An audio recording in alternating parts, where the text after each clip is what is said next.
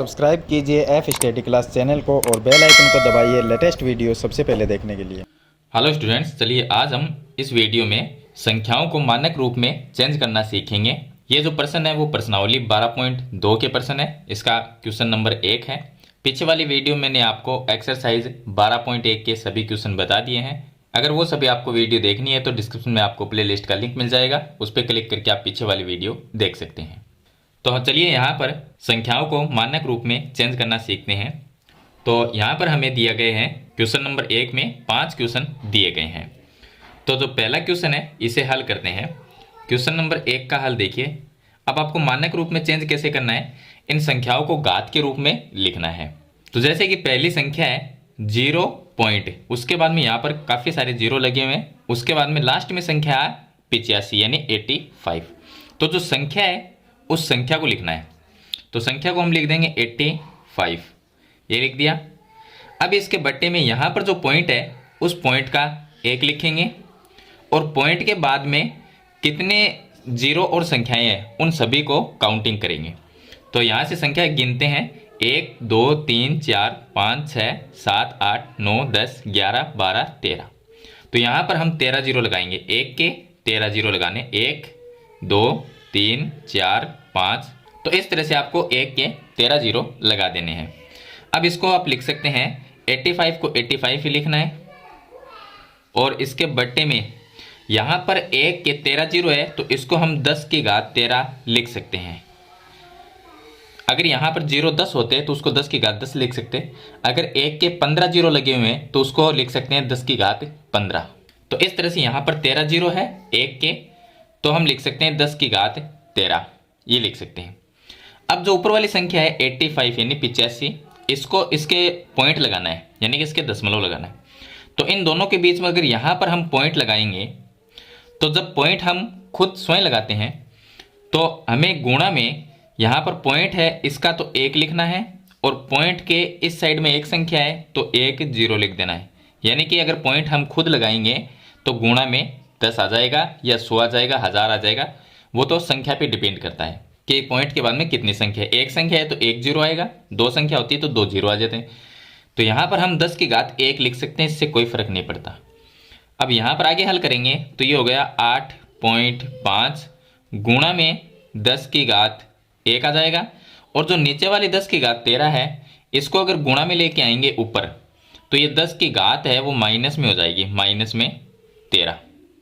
अब इसको हम लिख सकते हैं 8.5, इसको तो ऐसा कैसा रखना है, यहाँ पर 10 की घात 1 ये प्लस में है और ये माइनस में है, तो माइनस में घात है वो ज़्यादा है तो एक जो घात प्लस में है वो इसमें से कम हो जाएगी तो -12 रह जाएगी। यानी कि गुणा में हम लिख सकते हैं 10 की घात -12।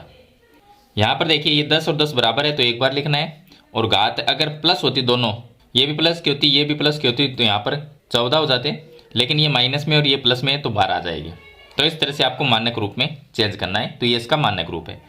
अगला सवाल देखिए, अगले सवाल का हल करते हैं। इसमें दिया गया है यहाँ पर देखिए 0 पॉइंट, इसके बाद में काफ़ी सारे जीरो है और 942 है। तो सबसे पहले हम लिखते हैं 942 और इसके बट्टे में जो पॉइंट है उसका 1 लिखेंगे और पॉइंट के बाद में कुल कितनी संख्या है उनका 0 लगा देंगे। तो यहाँ पर देखते हैं, देख 2 4 6 8 10 11 12 13 और 14। तो यहाँ पर हमें 14 जीरो लगाने हैं। तो इस तरह से इसके 1 के 14 जीरो लगाएंगे। अब इसको हम लिख सकते हैं 942 को तो हम 942 ही लिखेंगे और बट्टे में यहाँ पर 14 जीरो है तो 10 की घात 14 लिख देंगे। अब अगला काम आपको ये करना है कि 942 है इसके बीच में पॉइंट लगाना। लगाना कहाँ पर है, आपको लगाना है 9 के बाद में, एक संख्या के बाद में, तो 9.42 ये लिखेंगे और बट्टे में 10 की घात 14 है। अब पॉइंट यहाँ पर हमने लगाया है तो गुणा में हम लिखेंगे पॉइंट का 1 और पॉइंट के बाद में ये 2 संख्याएं हैं तो 2 0 ये आ जाएंगे। उसके बाद में हमें लिखना है 9.42 गुणा में 100 को हम लिख सकते हैं 10 की घात 2 लिख सकते हैं, क्योंकि 10 की घात 2 का मतलब है 10 गुणा 10 और 10 को जब 10 से गुणा करेंगे तो 100 आएंगे। तो इस तरह से लिख सकते हैं, ये हो गया 10 की घात 14। तो यहाँ पर लिख देंगे 10 की घात 14। अब फिर से हम लिखेंगे 9.42 गुणा में 10 की घात 2 है, और नीचे वाली जो 10 की घात 14 इसको ऊपर लेके जाएंगे गुणा में, तो ये माइनस में हो जाएगी घात इसकी। तो अब इसका लास्ट उत्तर होगा 9.42, और गुणा में यहाँ पर लिखना है, ये 10 की घात 2 प्लस में है, ये माइनस में है, तो यहाँ पर 10 की घात 12 रहेगी, तो ये आ जाएगा 10 की घात माइनस में 12। तो ये इसका मानक रूप होगा। चलिए अगला सवाल हल करते हैं। सवाल नंबर 3, क्वेश्चन नंबर 3 का हल देखिए। इसमें दिया गया है, यहाँ पर देखिए कोई भी पॉइंट नहीं है इस संख्या के अंदर, तो यहाँ पर जो 10 की घात आएगी वो गुणा में रहेगी, क्योंकि जब पॉइंट हटाते हैं तो बट्टे में लिखते हैं, लेकिन इसमें कोई पॉइंट ही नहीं है। तो इसको 602 को 602 लिखना है, यहाँ पर हम लिखेंगे 602, और गुणा में यहाँ पर सिर्फ आपको जीरो देखने कितने जीरो है, यहाँ पर सिर्फ जीरो देखने हैं। तो यहाँ पर 13 जीरो है इसमें, तो हमें लिखना है 10 की घात 13।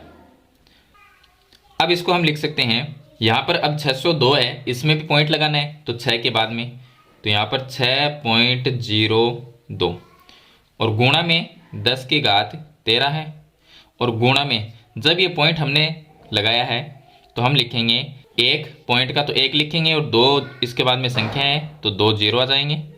अब इसको हम लिखेंगे 6.02 गुणा में 10 की घात 13 है, और इसके गुणा में 100 को लिख सकते हैं 10 की घात 2। अब दोनों ही घात प्लस में है तो दोनों प्लस हो जाएगी, ये भी प्लस की और ये भी प्लस की, तो इनको जोड़ देंगे, तो ये आ जाएगा 6.02 गुणा 10 की घात 15 हो जाएंगे, 10 की घात 15।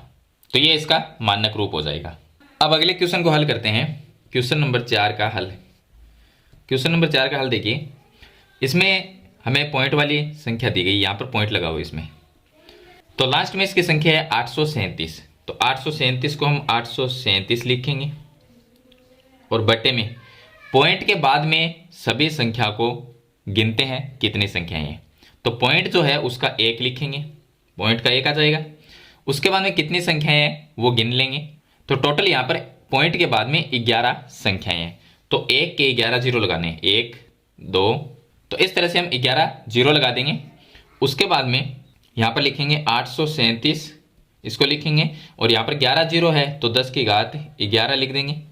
अब 837 में भी पॉइंट लगाना है 8 के बाद में, तो 8.37 लिखेंगे, और गुणा में पॉइंट है, इस पॉइंट का एक पॉइंट के बाद में 2 संख्या है, तो मतलब 100 आएगा, और 100 को हम लिख सकते हैं 10 की घात 2, और बट्टे में यह है 10 की घात 11। 10 की घात 11 को ऊपर ले जाएंगे, माइनस में हो जाएगा, तो ये आ जाएगा 8.37, और गुणा में यह है 10 की घात 2, और गुणा में ये माइनस में हो जाएगी घात, 10 की घात माइनस में 11।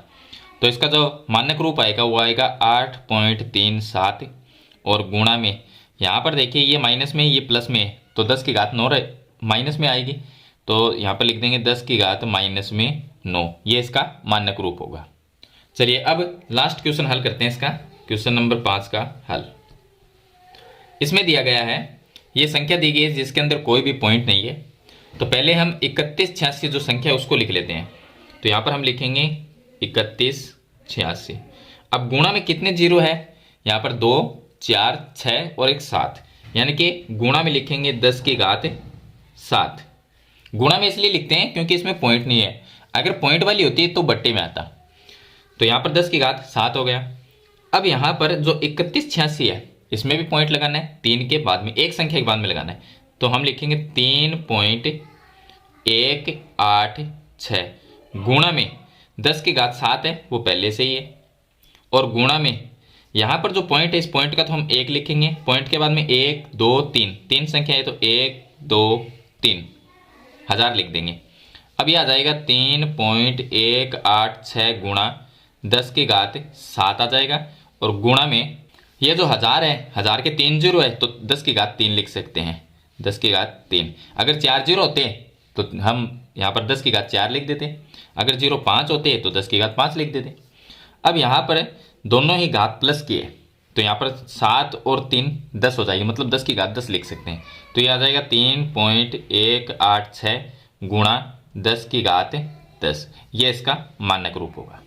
तो इस तरह से आपको प्रश्न नंबर 1 में संख्याओं को मानक रूप में चेंज करना है। तो मेरे ख्याल से आप संख्याओं को मानक रूप में चेंज करना सीख गए होंगे। फिर भी इसके बारे में कोई सवाल या सुझाव है तो कमेंट बॉक्स में जरूर लिखना।